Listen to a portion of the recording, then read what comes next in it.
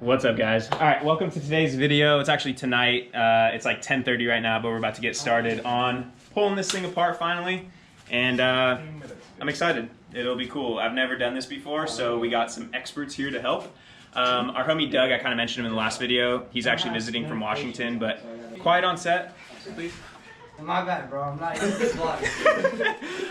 So Derek's here, Doug's here, Spencer's here, Emerald's here. Everyone's kind of hanging out, but Doug is going to be helping me tear this thing down. He is the SR guru. In fact, his name is SR20 Doug, and that's why he's here. So we're going to basically start with taking the head apart, or just taking the head off, and then we're also going to go ahead and take the oil pan off and basically look into the bottom end a little bit and see if it needs bearings or rings or pistons or whatever we can tell. So yeah, let's get started. This is our workstation.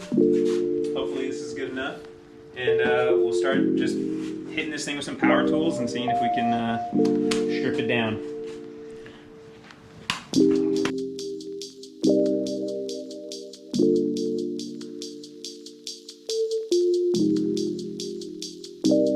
Alright guys, so quick update. We got the valve cover off, we got the timing chain tensioner off, and then now we're going to go ahead and zap off the cams, or the cam sprockets, and then we'll pull the cams. Actually, gotta get this guy out. Good call. Better start questioning things. Yeah. Oh, look at you. That was fake, bro. He loosened it. It's pre-loosened. All right. That's some Milwaukee power right That's there. some Milwaukee power, baby.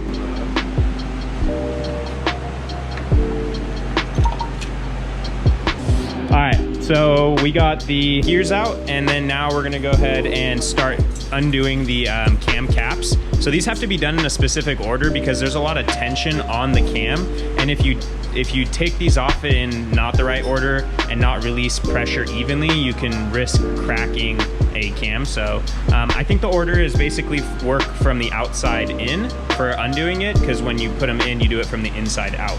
So is that correct? Yep, we'll start with the outsides and make our way to the inside and do it in its sequence. The other thing is you just want to do like a quarter turn at a time on each and like keep going around so it's, again, even distribution. Crack that one next.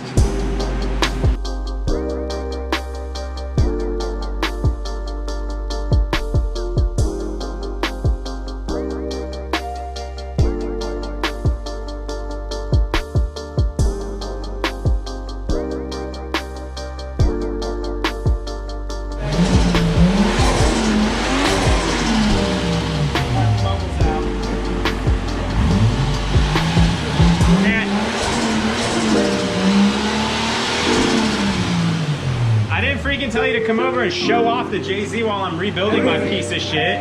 Trying to delete the coolant system.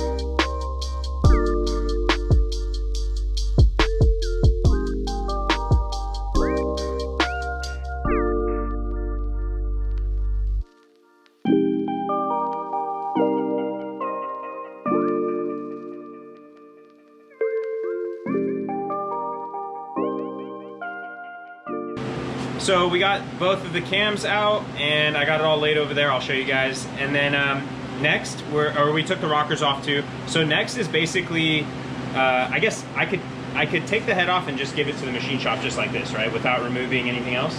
The only thing you're gonna pull out is hydraulic lifters. They prefer you take those out. Okay, cool. So next we'll pull these lifters out, and then we're ready to start taking the head bolts out, or head studs. I've never really understood the difference. So head bolts are a bolt that's going in. The head studs are a stud. Oh, it's coming from the block, and then you're putting them down on it. All right, guys. So the lifters are out. We're pretty much ready to take the head studs out. it never fucking works with it. That works.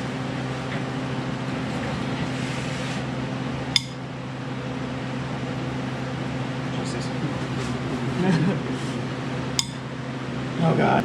This part does take quite a bit, so if it's a little bit rough on your shoulder, I don't mind subbing in. Yeah, I'm going lefty here. Maybe I'll just give him a good crack like that. Just crisscross.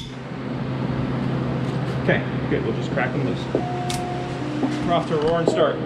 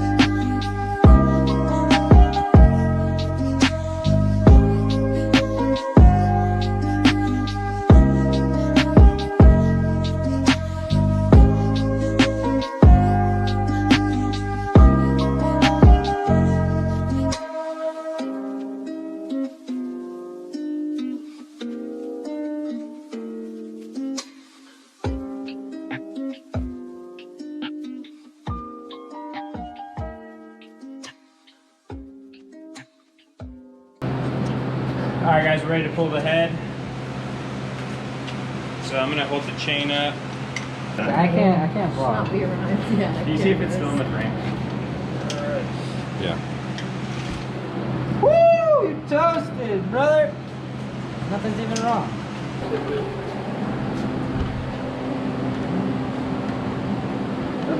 Seriously?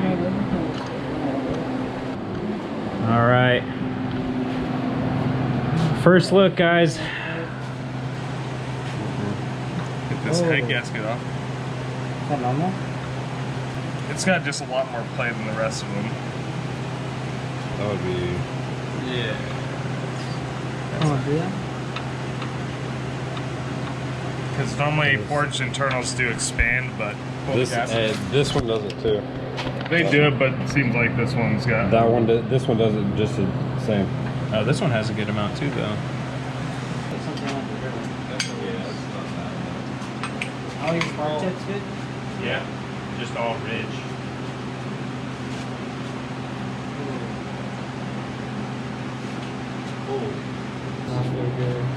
I mean, my RV balls are like that, and my pistons are way worse. Hey, give me some light in here. Alright guys, so I don't know if you could tell on the camera, but there's some pretty deep scoring on the cylinder walls. This is cylinder 4, which was like the low compression one, and these are pretty deep grooves. And then the other ones kind of have them in the same spots. Not as bad, but still there.